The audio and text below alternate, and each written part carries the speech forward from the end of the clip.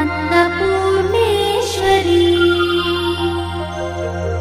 अन्नपूर्णे सदा पूर्णे शङ्करप्राणवल्लभे ज्ञानवैराग्यसिद्ध्यर्थं दीक्षां देहि च पार्वती।